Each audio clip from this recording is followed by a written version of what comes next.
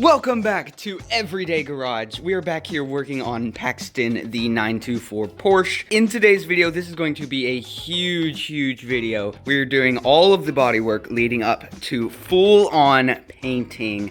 This is going to make such a huge difference in how the Porsche looks, and I'm so excited to see the end result. Here's a little bit of a before. Just for retrospect, we have the ugly Porsche wheels down here, which will be replaced in this video, and we'll talk about that a little bit more later. And we have this ugly old blue color that we're going to replace with this super nice new Miami blue Porsche color. It is going to look so nice. As you can see right here, I went ahead and started sanding a little bit of the hood in preparation. No, I am not going to be painting it myself. I decided to bring it somewhere and get it professionally done. But in preparation, I wanted to test out sanding, and I'll probably be doing a couple of the dents myself just to make sure I'm completely happy with them. I know the body shop's probably going to go back over them again, but I want to do the most that I can before I bring it. So first things first, I'm coming along here and I want to do this step first, where I'm going to paint all of the trim with this trim and bumper paint. I want to get this done first so I don't accidentally get some of that spray paint on my brand new car paint. That would be a pain. So I'm going around and I still have a couple areas. I'm also going to do this trim around the front window here, and I'm just masking everything up so I don't get paint anywhere it shouldn't. And then we're going to paint the spoiler back here.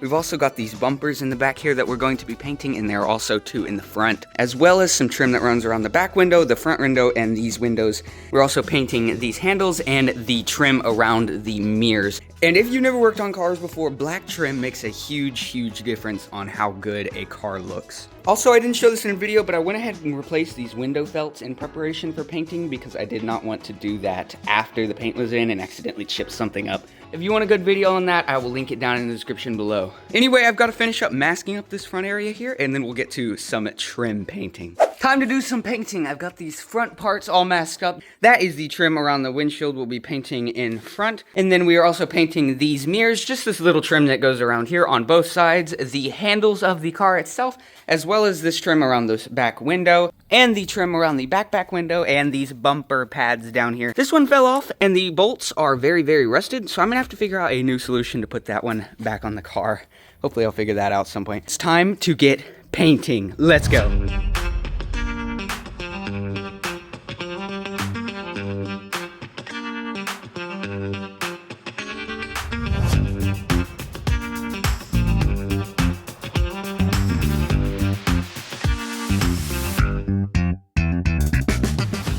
Okay, all of the trims are painted up and ready to go all the way around the car. I still have to figure that back bumper piece out that fell off and get that back on somehow. Alright, now that we've got all of the new surfaces painted, I took off all of the tape and everything is looking super fantastic. I could not be more happier with how all of these painted areas turned out. I'm super pleased. Everything looks brand new and super nice. There is now one more step we need to do to the car before we can get it painted, and that's to come in and fill any small little dents, such as this one on the hood, and there are also a couple on the rear fenders and on the doors. We're going to do that in a couple steps. Let me explain. First step, we're going to take my air sander here, and we are going to sand down those areas down to the bare metal. We'll bring it down to the bare metal so we can use our body filler here. We have the hardener and the body filler we're going to be using right there, so we can fill in that surface and hopefully make it to where you could never even know that there was a dent there. For cheap, at home, I'm using body filler. Don't make fun of me. This is how we're doing it. Let's get started. We're starting with a pretty aggressive 80 grit sandpaper.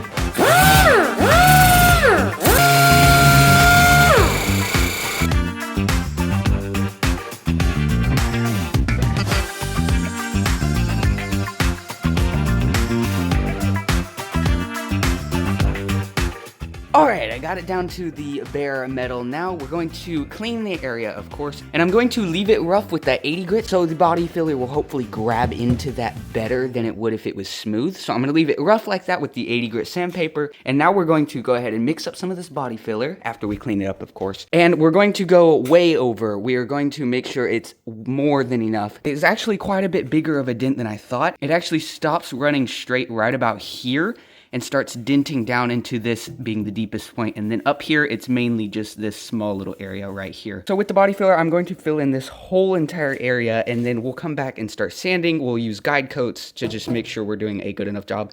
Yes, we'll cover up the Porsche logo. So let's start filling it up with some body filler, and let's see if we can get this to look nice.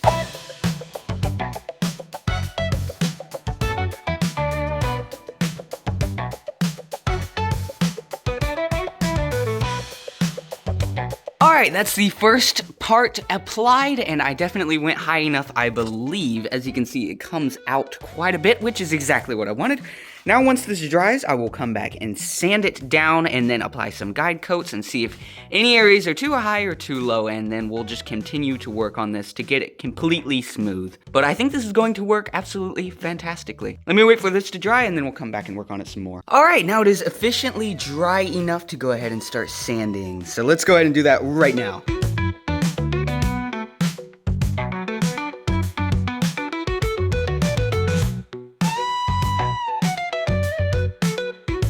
Okay, after sanding, I can see and feel that the whole thing is still dipping down a little. So I'm going to come back with another layer of the filler and hopefully fill in this area. Then we can start using the guide coats and getting it more perfected. But I would definitely like to fill it in a little bit more, get it a little higher so I cannot feel this little bit of a dip that it still overall has, even on the top here too, just a little bit of that dip. So I'm gonna fill it back in again, and then we'll start to sand and refine some more. Okay, after applying that second layer of filler, I went ahead and added a little bit of primer spray paint, and now I can see that the ridge is a little messed up right along here, so I'm going to work on that, as well as some areas that are too high. So the spray paint makes that a lot easier to see. So now I'm gonna continue to refine, and once I have done with this area, I'll come back and show you the result. Okay, now that we've got this area looking very, very nice, I can hardly feel a difference at all. I'm going to come back with this spot putty right here and fill in a couple little areas where there were like some leftover bubbles, just to make sure it's completely perfect. Two more spots we're going to work on. There used to be an antenna that came out here, so now there's just a hole. So I got some of this self-adhesive body patch by Bondo that we're going to try and stick in there and get it to stick to the top so we can put Bondo over the top and seal that hole.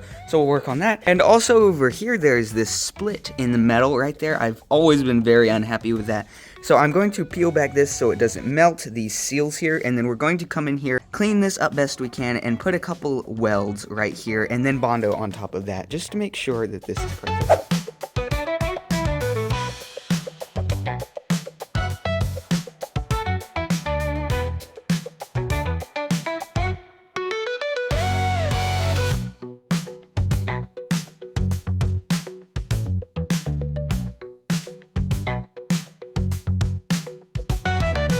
Alright, I was able to get that mesh back behind there. I was able to get a long rod and kind of sneak it back under the fender to where I could get it back there. And then I was just able to use some glue and some activator to make it cure really quickly. And there we go. I also sanded the surrounding area for the Bondo to have something better to stick to. So now that the mesh is in there, we can get it Bondoed up and get this smoothed out to where it never even looked like anything was there.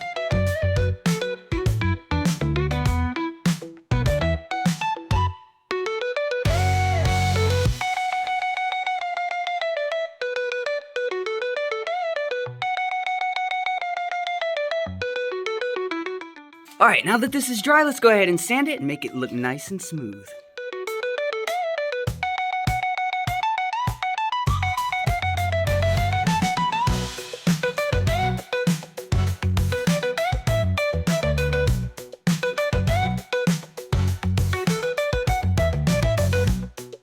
So that area over here with the crack, I've got that sanded down to bare metal, and I have my welder here, and I'm all ready to give it just a couple tacks to hopefully hold it back in place so we can put some Bondo on top and seal that crack. Let's do it.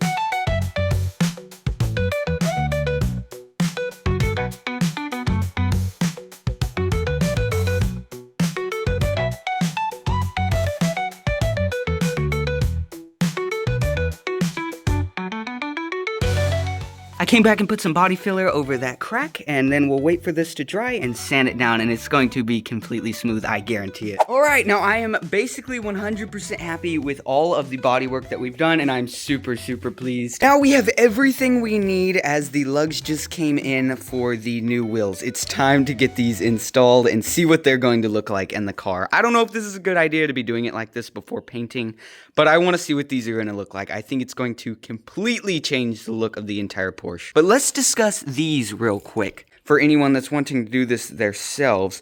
The original bolt pattern on these Porsches is a 5x130, and that is a very uncommon bolt pattern for newer cars, so newer wheels aren't really made with that bolt pattern. That's why I got these billet steel converters, which convert the bolt pattern of the old Porsche style to a more modern bolt pattern, which is 5x4.5, I believe. So that's why I got these wheels, which were the wheels I wanted, just because I wasn't able to find many different options of wheels with that original Porsche bolt pattern. As a bit of an update, the car is gone, and I went ahead and brought the Torino back in here just while we can. It is gone, getting painted, which is super exciting. But I do have a problem with the new mounts that are transferring the bolt patterns to the new wheels. It's sticking out too much on the car, and since I decided not to do the body kit because of money reasons, and I just don't really like the look of that, so I've got to figure out a way to make these smaller or get some thinner ones, whatever we're gonna do. Future Owen here, we did end up getting these wheels to work. It took a lot more modification than I was originally thinking, and you can see that new, very much thinner wheel pattern converter back there. These fit great now on both the front and the back, but it was several weeks of headache to get these to work, and I didn't video most of the process. So if you want to see a video talking about how I did these for your own Porsche, I can do that, or explain it down in the comments below. But for now, the car is getting painted, so let's roll back in time and see some of that progress. So we got to go see the car as it was getting painted, as the paint shop is just a couple miles down the road. And it was really cool to see the progress. We got to come several times to see it, and it was super cool to get to see this being done. After several weeks, for reference, we brought the car at the beginning of September, and it is nearly the end of October now. The car is back, and yes, it is blurred right now because we're about to jump to some final beauty shots of the exterior. Let me tell you, this turned out way better than I was expecting. It absolutely exceeded my expectations. So now that the car is completely finished, let's go ahead and jump into some beauty shots right now.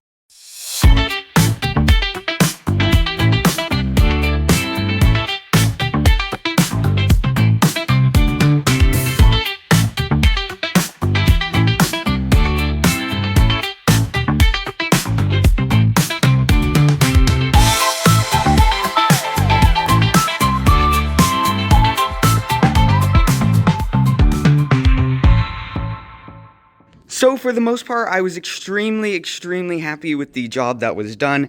From a distance, the paint looks absolutely spectacular, but you can tell that it was a cheaper paint job because in a couple spots where they went and redid some of my Bondo work, you can still kind of see a little bit of the warping. It's nothing too major, and you have to get up pretty close to see that being done. But overall, the car looks spectacular. Also, during the process, some of my window felts, those brand new ones we had installed, were lost, and the door handles on both sides of the car were broken.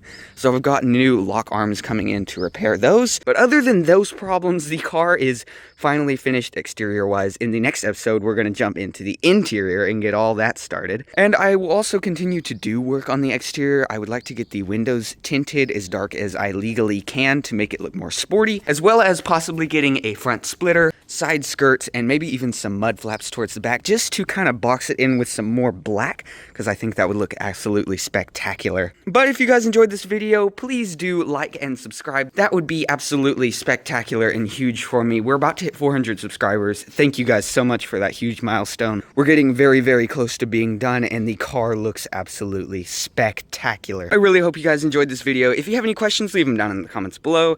And until next time, I will see you later.